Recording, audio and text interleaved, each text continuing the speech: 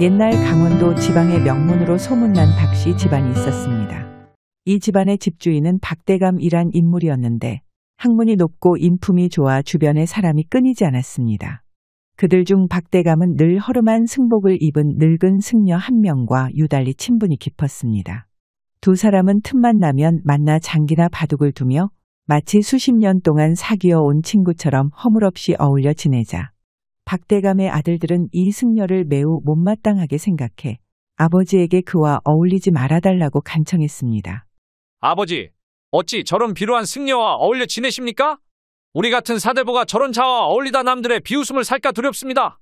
그게 무슨 소리냐? 너희가 큰 스님에 대해 뭘 안다고 그런 소리를 하는 게야. 행여라도 큰 스님 앞에서 예의에 어긋나는 행동을 보였다간 너희들이라 해도 가만두지 않을 테니 몸가짐을 각별히 조심하거라. 아버지의 불호령의 아들들은 꿀먹은 벙어리가 되고 늙은 승려가 집안에 방문할 때마다 속마음이야 어떻든 예의를 갖춰 그를 깎듯이 대했습니다. 그렇게 몇 해가 지나고 박대감이 깊은 병을 얻어 시름시름 앓다 세상을 떠나자 박씨 집안은 찾아오는 문상객들을 맞이하느라 정신이 없었습니다.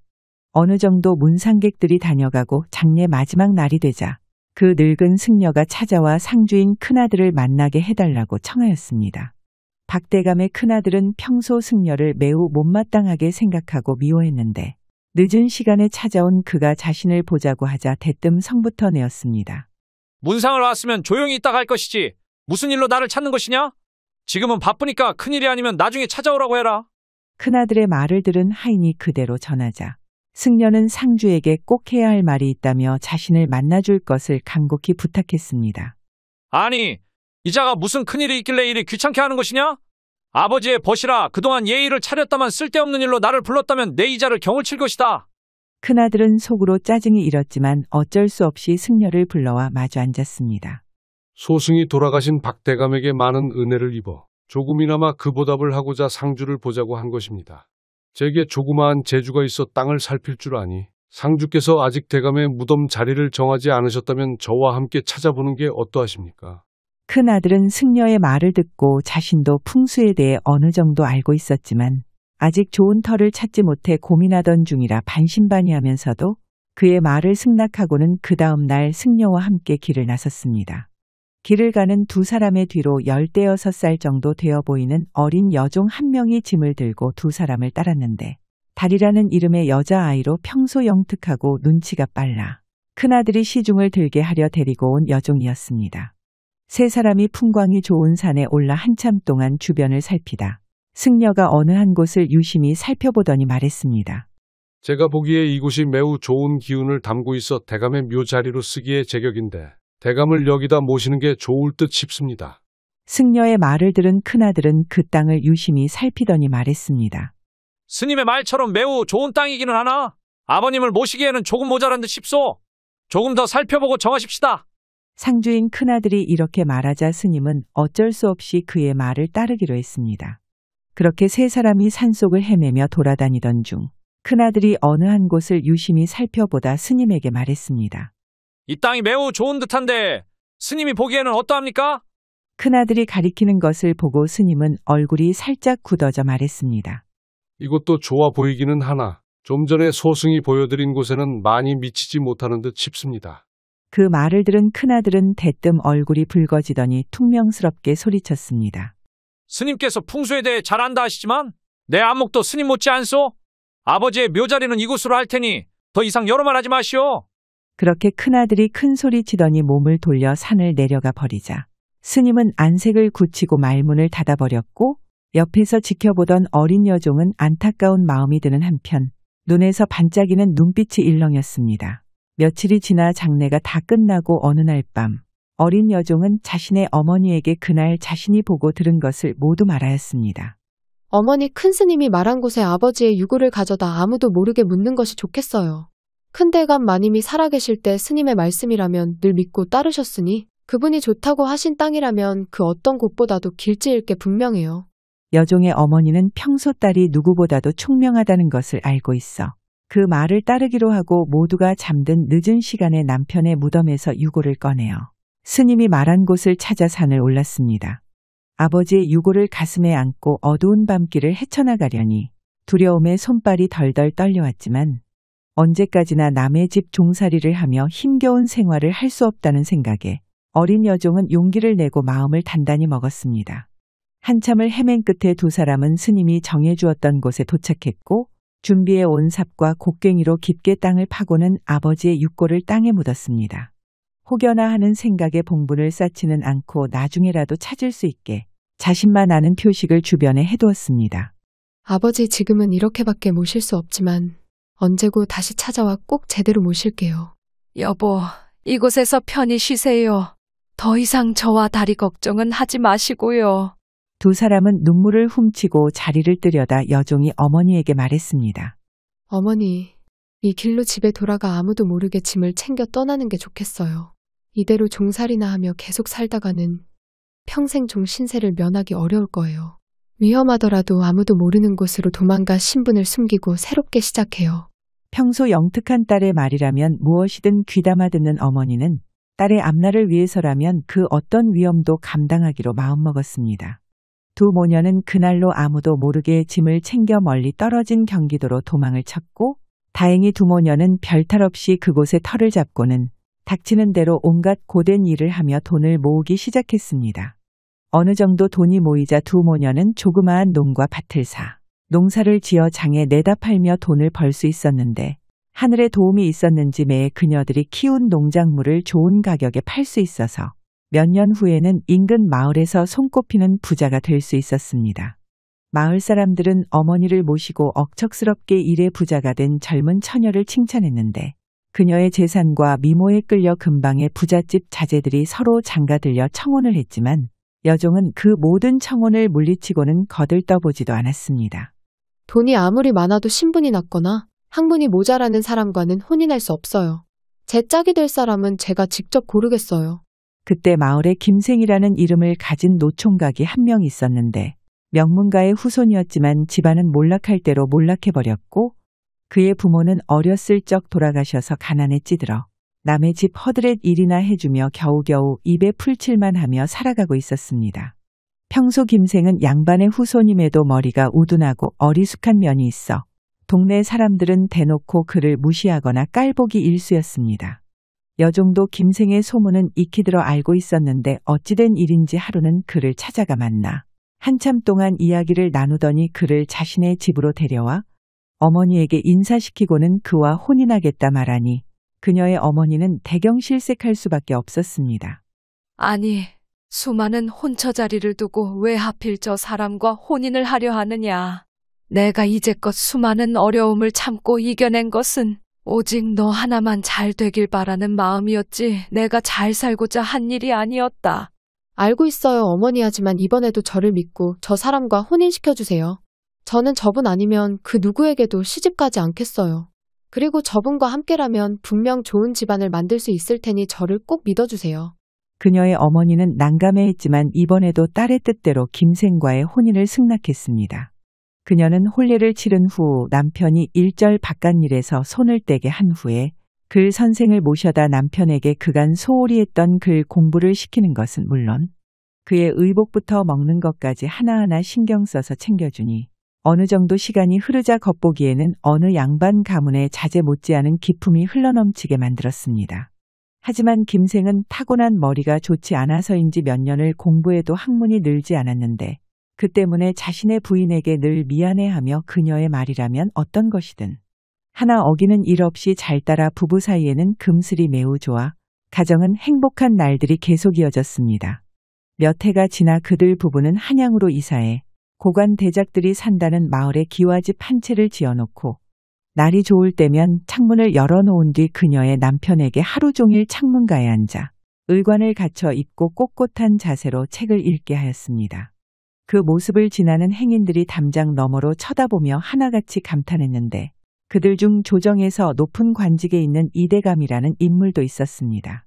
하루는 이대감이 말을 타고 등청을 하려 그 집 앞을 지나다가 김생의 책 읽는 모습을 보며 마음속으로 감탄했습니다. 대단한 인물이로군. 한 점 흐트럼 없이 하루 종일 책만 읽는다니 그 학식이 대단하겠구만. 그러던 어느 날 이대감이 속병을 얻어 알아누웠다는 소문이 퍼졌는데 여종은 그 소문을 듣고는 장터에 나가 질 좋은 소고기를 사다 손수포로 만들어 이대감 집에 보내줬습니다. 며칠 후 이대감이 그녀가 만든 포를 먹고 기운을 차렸다는 소식을 하인을 통해 듣게 되었는데 여종은 소고기를 더 사다 포를 더 만들어 이대감 댁에 다시 보내주었습니다. 병중에 있던 이대감은 그녀가 보내준 음식을 먹고 기운을 차린 뒤 병세가 나아지자 조만간 인사를 하기 위해 여종의 집에 들르겠다 기별을 넣자 그녀는 남편을 불러놓고는 말했습니다. 이 대감이 오면 정중하게 예를 갖춰 대하시되 절대 입을 열어 대화를 하지 마세요. 김생은 아내의 말에 알겠다고 대답하고 며칠이 지나 이대감이 여종의 집을 방문하였습니다. 이대감과 김생이 마주 앉아 이야기를 나누는데 이대감이 물으면 김생은 예하는 짧은 대답만 할 뿐 별다른 말이 없자 이대감이 책상에 펼쳐진 주역책을 보며 그 뜻을 묻자 김생이 점잖게 대답했습니다. 저같이 우둔한 사람이 어찌 주역의 이치를 알겠습니까? 그의 말을 들은 이대감은 김생이 자신의 학문을 자랑하지 않고 겸손해한다 생각하고는 그의 인품과 겸손한 태도에 감탄하지 않을 수 없었습니다. 그 후 이대감은 김생을 조정해 천거에 여러 번 관직에 나갈 수 있게 하였으나 그럴 때마다 여종은 극구 반대하며 남편에게 관직에 나가지 말고 계속해서 학문을 쌓으라고 얘기했습니다. 여보, 이대감이 당신을 좋게 봐서 관직에 천거했지만 관직에 나가 있다 보면 당신의 능력이 드러나 그동안 쌓아왔던 평판이 한순간에 무너지게 될 것이에요. 그리고 당신의 능력이 아닌 이대감의 호의로 출세한다 한들 사람의 일이란 한치 앞을 모르는 것이니 학문을 쌓으며 때를 기다리는 것이 좋을 듯 싶어요. 아내의 말이라면 무엇이든 따르는 김생은 그녀의 뜻을 따라 관직에 나가지 않았고 두 부부는 건강한 아들 둘을 낳았는데 아들들이 모두 어머니를 닮아 영특하기 그지없었습니다. 세월이 흘러 그녀의 아들들이 장성에 뛰어난 학문을 쌓아 두 아들 모두 과거에 급제의 관직에 나가게 되었고 좋은 집안의 신부를 얻어 그녀의 집안은 나날이 번창하게 되었습니다. 그동안 김생을 천거했던 이대감은 조정의 반정이 일어나 왕권이 바뀌자 그와 그를 따르던 무리들이 모두 숙청을 당해 집안이 풍비박산 나버렸으니 지난날 그녀의 선택이 얼마나 지혜로웠는지 새삼 깨닫게 되었습니다. 그러던 어느 날 그녀의 어머니가 고령으로 돌아가시게 되어 장례를 치르고 묘자리를 어느 곳으로 할까 이야기하던 중 그녀가 입을 열었습니다. 오늘 밤 내가 긴히 할 이야기가 있으니 모두 귀담아 듣고 절대 그 누구에게도 이야기를 해서는 안 됩니다. 그녀는 두 아들과 남편만 있는 자리에서 자신이 지난날 여종으로 일하며 어떻게 아버지의 묘를 쓰고 어머니와 함께 아무도 모르는 곳으로 도망쳐 부자가 되었는지 하나도 빠짐없이 모두 이야기해 주었습니다. 그 이야기를 들은 두 아들과 남편은 잠시 충격을 받은 듯 했으나 모진 세월을 이겨내고 집안을 번성하게 만든 그녀에게 감탄하면서도 애틋한 마음이 들었습니다. 당신에게 그러한 사연이 있었는지 꿈에도 몰랐소. 그저 한낱 부잣집에 태어난 처자였는 줄 알았거늘 그리 힘든 세월을 보내는 줄 모르고 이제껏 당신 덕에 호의호식하며 살아온 내 자신이 부끄럽구려. 남편의 말에 그녀뿐만 아니라 두 아들들도 모두 눈물을 흘렸고 그녀가 다시 말했습니다. 내일 날이 밝는 대로 어머니를 모시고 고향으로 내려가 아버지 옆에 묘자리를 써야겠어요. 그리고 지난날 내 죄도 그곳에서 모두 갚고 돌아올 생각이니 제게 무슨 일이 생기더라도 흔들리지 마시고 각자 하던 일을 계속하도록 하세요. 어머니! 두 아들과 남편은 그녀의 말에 깜짝 놀라 지난 세월이니 모두 덮어두자고 사정했지만 그 누구도 그녀의 뜻을 꺾을 수는 없었습니다. 다음 날 날이 밝자 그녀는 어머니의 관을 마차에 싣고 일꾼 2명만을 데리고 자신의 고향 땅으로 향하게 되었습니다. 며칠이 걸려 고향에 도착해 아버지를 묻었던 곳을 겨우 찾아낼 수 있었는데 수십 년이 흘러 풀들이 무성하게 자라 총명한 그녀도 어렵게 찾을 수 있었습니다. 곧 일꾼들을 시켜 풀들을 모두 베어내고 땅을 파서 아버지의 유골을 찾은 후에 구덩이 하나를 옆에 더 파내어 어머니와 나란히 모실 수 있었습니다. 그녀는 두 봉분 앞에 무릎 꿇고 앉아 눈물을 흘리며 말했습니다. 아버지, 이제야 제대로 모실 수 있게 되었네요. 부디 어머니와 함께 편히 쉬도록 하세요. 한참을 눈물 흘리던 그녀가 어느 정도 진정이 되자 두 일꾼을 보내고 홀로 산을 내려와 어느 기와집 앞에 도착했습니다. 그 집은 지난날 자신이 여종으로 있었던 박대감의 집이었는데 어찌된 일인지 관리가 제대로 되지 않아 낡고 부서진 곳이 많았습니다. 주인 어른 계신가요? 그녀가 대문을 열고 들어가 주인을 부르자 어디선가 초췌한 얼굴의 선비로 보이는 남자가 나와 말했습니다. 제가 이 집의 주인이오만 부인께서 무슨 일로 저희 집을 찾으셨습니까? 그녀는 선비의 얼굴을 빤히 쳐다보았는데 얼굴 곳곳에 박대감과 닮은 구석이 많아 그의 자손임을 알 수 있었습니다. 저는 지난날 박대감님께 큰 은혜를 입었던 사람입니다. 마침 고향에 들려 그분 생각이나 일이 들렸는데 긴히 할 이야기가 있으니 잠시 시간을 내주시겠습니까? 저희 할아버님과 아시는 사이셨군요. 그것도 모르고 누추하지만 방으로 들어오시지요. 두 사람은 방으로 들어가 앉았고 곧 그녀가 선비 앞에 무릎을 꿇고 엎드렸습니다. 부인, 갑자기 왜 이러십니까? 그녀의 행동에 깜짝 놀란 선비가 그녀를 일으켜 세우려 했지만 그녀는 무릎을 꿇고 엎드린 몸을 바로 세우지 않았습니다. 주인께서 앉아서 이 죄인이 말을 들어보시지요. 죄인이라니 그게 무슨 말씀이십니까? 일단 바로 앉으셔서 천천히 말씀하시지요. 선비의 간곡한 만류에도 그녀는 듣지 않고 무릎을 꿇은 채로 과거에 자신이 겪고 해왔던 일들을 하나도 빠짐없이 그에게 털어놓았습니다. 그녀의 긴 이야기를 들은 선비는 놀라워하며 눈을 동그랗게 뜨고 그녀를 쳐다보다 긴 한숨을 쉬고 말하였습니다. 부인께서 여인의 몸으로 그리 큰 일을 이루셨다니 조상에게 물려받은 것을 제대로 지키지도 못한 제 자신이 부끄럽기 그지없습니다.